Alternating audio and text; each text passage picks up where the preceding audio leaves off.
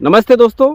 प्याज की फसल में शुरुआती स्टेज में यानी कि 30 से 40 दिनों की जब हमारी प्याज की फसल होती है और जब हम पहला खाद देते हैं तो उसमें हमें कौन कौन से खाद और माइक्रोन्यूट्रन जो है देना चाहिए जिससे कि हमारे प्याज का तना मोटा हो और उसके बाद जड़ों का विकास हो, ज़्यादा से ज़्यादा जड़ों का विकास हो और जो पत्ते निकले वह लंबे निकले और बिल्कुल ग्रीन हो, जिससे कि पौधा अच्छी प्रकार से अपना भोजन बना पाए और आगे चलकर जो कंद की साइज बनना शुरू होती है वह अच्छी बने, उसमें चमक अच्छी हो, ठोस हो, जिसको कि हम लंबे समय तक भंडारण कर सके और जो उत्पादन मिले वह ज़्यादा मिले। तो उसके लिए कौन कौन से खाद देना चाहिए और कौन कौन से माइक्रोन्यूट्रन देना चाहिए, तो इसी विषय पर हमारा आज का वीडियो है किसान मित्रों। तो अगर जो आपने प्याज की फसल लगा रखी है और 30 से 40 दिनों या 50 दिनों की स्टेज में आपकी प्याज की फसल हो चुकी हैं तो आप यह वीडियो अवश्य देखिएगा। आज जो मैं आपको जो खाद और माइक्रोन्यूट्रन बताने वाला हूँ वह अभी तक किसी ने नहीं बताए होंगे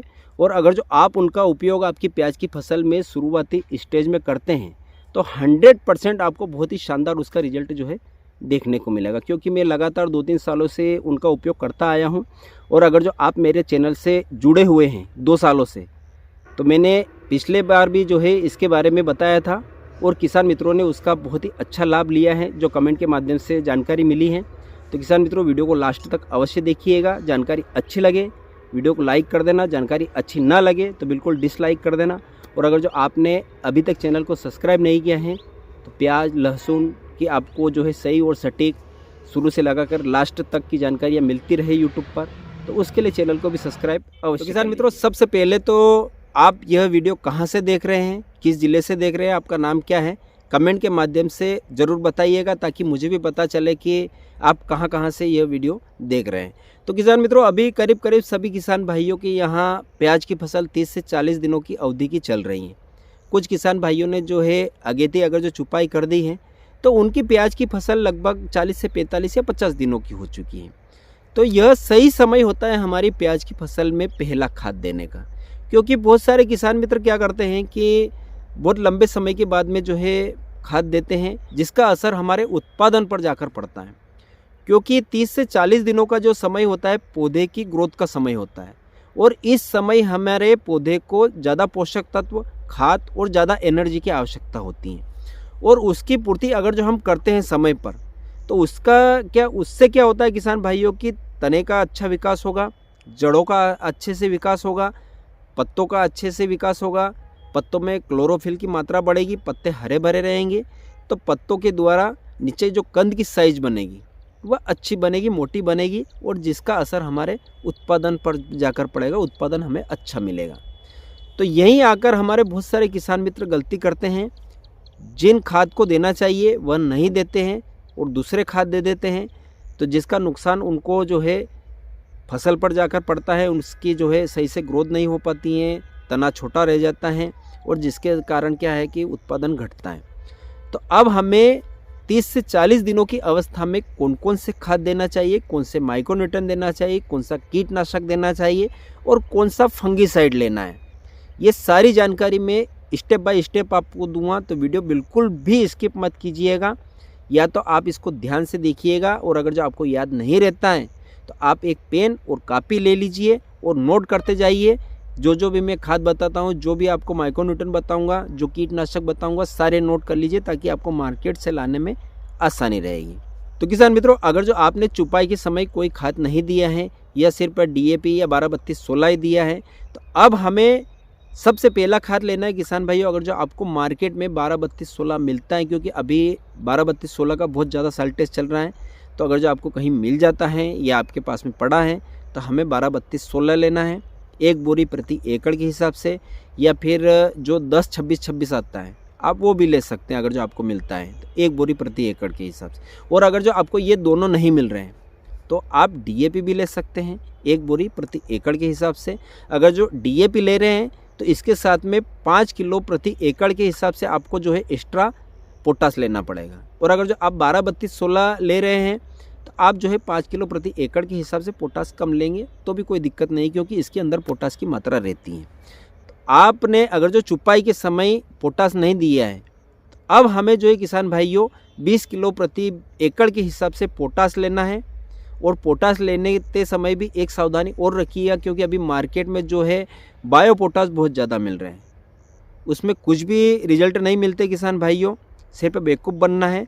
तो आप मार्केट में ढूंढिए, आपको अगर जो एमओपी वाला जो लाल जो पोटास आता है वो मिलता है, आप वो ले लीजिए, या सफ़ेद वाला जो आता है एसओपी पोटास, आप वो भी ले सकते हैं, उसके भी बहुत अच्छे रिजल्ट मिलते हैं कंद वाली फसल में। दोनों में से कोई सा भी ले लीजिए। 20 किलो प्रति एकड़ के हिसाब से उसका डोज रखना है, क्योंकि किसान भाइयों बहुत सारे किसान मित्र जो है पोटास नहीं देते हैं कि हमने 12-32-16 दे दिया, पोटास देने की कोई आवश्यकता नहीं है। कंद वाली फसल में सबसे ज़्यादा पोटास की आवश्यकता पड़ती है, नाइट्रोजन प्लस पोटास और फास्फोरस, इन 3 चीज़ों की आवश्यकता सबसे ज़्यादा। यूँ तो किसान भाइयों 17 प्रकार के माइक्रोन्यूट्रन पोषक तत्व की आवश्यकता पड़ती है कंद वाली फसल में संपूर्ण विकास के लिए। अगर जो आपको अच्छा उत्पादन लेना है तो 17 प्रकार के पोषक तत्व दोगे, तभी आपको जो है बेहतरीन और रिकॉर्ड तोड़ उत्पादन मिलेगा।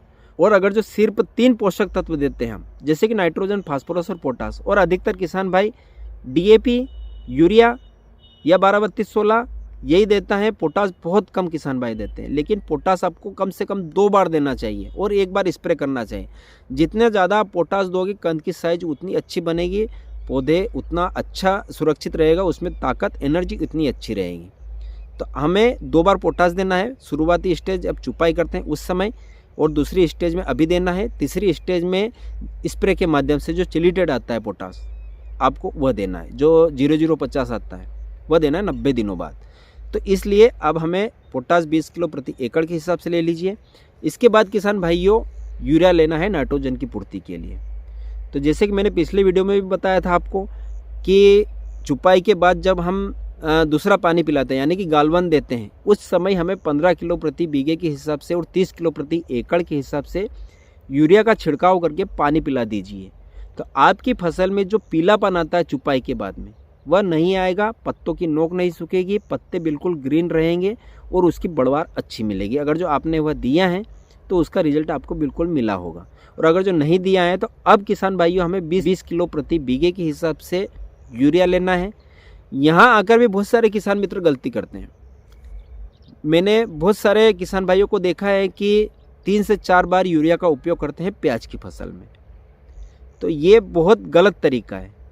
लंबे समय तक आप जो है यूरिया देते रहोगे तो उसमें क्या होगा कि बढ़वार तो अच्छी मिलेगी, ग्रीनेस भी अच्छा मिलेगा, पत्ते भी अच्छे लंबे रहेंगे, लेकिन उसका नुकसान क्या होता है ये भी जान लीजिए। आज 40 दिनों तक का सही समय होता है यूरिया देने का। 40 दिनों के बाद में यूरिया नहीं देना चाहिए, नहीं तो आपको जो है उसका नुकसान भी मिलेगा। आपने देखा होगा ज़्यादा यूरिया देने से उसकी बढ़वार तो अच्छी रहती है, पत्ते भी अच्छे रहते हैं, हाइट भी अच्छी रहती है, लेकिन उसमें समस्या क्या आती है ये भी जान लीजिए। जहाँ ज़मीन से कंद बनना शुरू होता है वहाँ से जो तने की लंबाई होती है, ज़मीन से तने की लंबाई, यूरिया ज़्यादा देने से उसकी लंबाई बढ़ जाती है और उसमें क्या समस्या आती है, नीचे जो है कंद की साइज पर्याप्त मात्रा में नहीं बनती हैं और कंद नीचे डिस्टर्ब हो जाता है। तो इसलिए हमें 40 दिनों के बाद में यूरिया का उपयोग नहीं करना है, ज़्यादा मात्रा में यूरिया भी नहीं देना है। इन बातों का विशेष करके ध्यान रखिए। तो आप 20 किलो प्रति बीघे के हिसाब से यूरिया ले लीजिए और इसके साथ में मिला दीजिए। अब तो ये तो हो गया हमारा 3 प्रकार के खाद।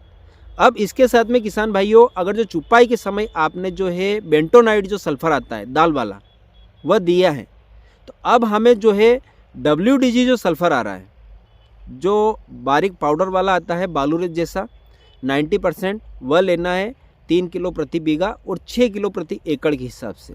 सल्फर देना हमारी फसल में बहुत ही ज़रूरी होता है, कंद वाली फसल में खास करके। जो सल्फर होता है वह दोहरी भूमिका निभाता है, एक तो खाद का भी काम करेगा, उसके साथ में फंगिसाइड का भी काम करेगा।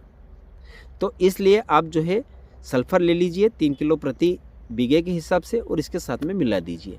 अब इसके बाद किसान भाइयों आप जो है किसी भी अच्छी कंपनी का माइक्रोन्यूट्रन जो आते हैं मार्केट से, जो अभी तो न्यूट्री किट आ रहे हैं जिसके अंदर 6 से 7 प्रकार के माइक्रोन्यूट्रन रहते हैं।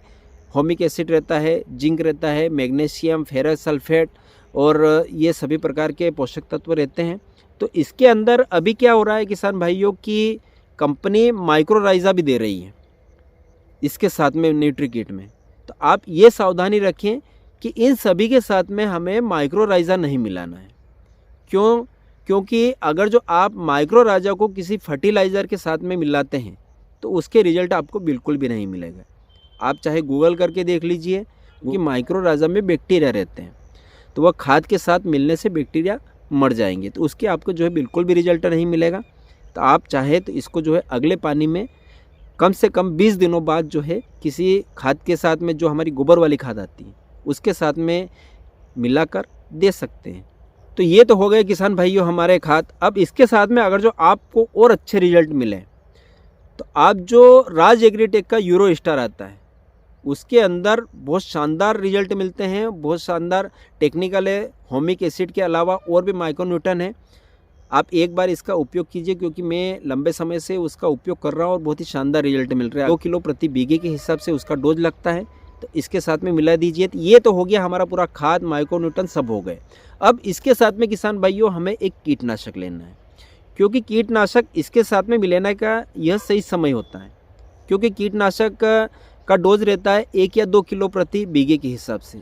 और अगर जो हम बाद में उसका छिड़काव करेंगे तो उसका सही प्रकार से छिड़काव नहीं होगा। तो आप इसके साथ में मिला लीजिए।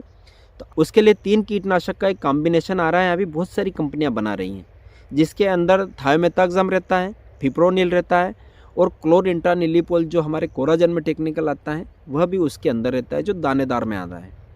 तो आप किसी भी कंपनी का ले लीजिए, ये जो स्क्रीन पर चल रहा है इसको भी ले सकते हैं, या अन्य कंपनी का भी आप जो है ले सकते हैं और इसके साथ में मिला दीजिए। अब इसके साथ में किसान भाइयों आपके खेत में अगर जो फंगस की समस्या है तो आप चाहें तो एक जो है फंगिसाइड भी ले सकते हैं, जिसमें आप थायोफिनाइड मिथाइल ले सकते हैं, जिसका डोज रहेगा 400 ग्राम प्रति एकड़ के हिसाब से आप इसका डोज रखिए।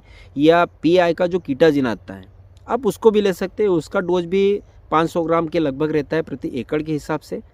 आप इसके साथ में मिलाकर अच्छा तरह से इसका पाला बना लीजिए और तुरंत छिड़काव कर दीजिए। इसको भरकर नहीं रखना है हमें, आप मिलाकर तुरंत छिड़काव कर दीजिए और फिर पानी पिलाते रहिए। और इसके 10 दिन बाद किसान भाइयों आप जो है आपकी प्याज की फसल देखिए, उसकी ग्रोथ ही अलग दिखेगी, उसकी हाइट भी अच्छी दिखेगी, तना भी मोटा होता हुआ दिखेगा, पत्तों की लंबाई भी दिखेगी और बिल्कुल प्याज में जो है ग्रीनेस आ जाएगा। और उसके बाद आप मुझे कमेंट कीजिएगा कि हाँ हमने इन सभी का उपयोग किया है और हमें अच्छा रिजल्ट मिला है।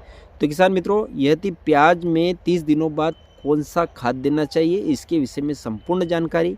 आशा है कि जानकारी आपको अच्छी लगी होगी। उसके बाद भी अगर जो आपके कुछ प्रश्न है, कुछ पूछना चाहते हैं तो कमेंट के माध्यम से पूछ सकते हैं। तो फिर मिलेंगे एक नए वीडियो में नए विषय के साथ में। जय जवान जय किसान।